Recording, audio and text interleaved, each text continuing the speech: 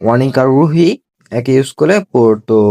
তাদের প্রথম দেখা হয়েছিল প্রাইভেটে বসে। রুহিকে অনিকের ভালো লেগে যায়। অনিক রুহিকে খুব পছন্দ করে ফেলে।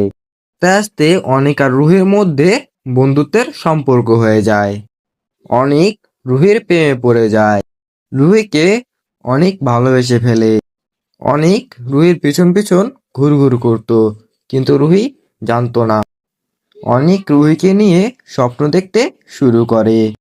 কিছুদিন যেতে না যেতেই রুহি আর অনিকের মধ্যে ঝগড়া লেগে যায়।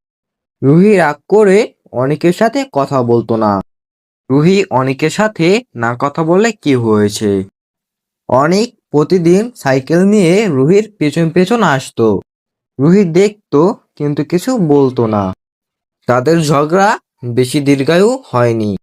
তাদের মধ্যে ঠিক আগের মতো ভাব জমে যায়। ঠিক এরই মধ্যে ঘটলো বিপত্তি। অনেকের বইয়ের পেছনে লেখা ছিল, রুহি আমি তোমাকে ভালোবাসি। এই লেখাটা অনেকের ভালো বন্ধু দেখে ফেলে। অনেকের বন্ধু অনেককে না জানিয়ে ওই লেখাটা রুহিকে দেখিয়ে ফেলে। রুহি দেখে কিছু বলে না। পরের দিন রুহি স্কুলে এসে অনেককে বলে, কি শুরু করছিস তুই এগুলো?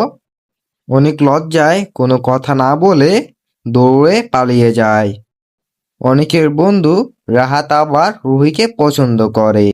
রাহাত অনিককে বলে, অনিক আমি না রুহিকে পছন্দ করি।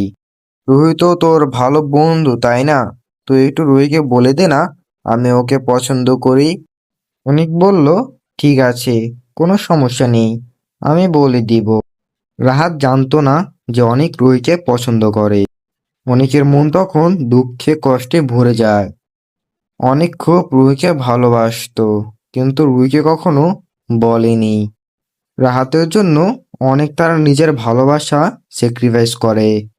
অনেক নিজের থেকেও রাহাতকে বেশি ভালোবাসে।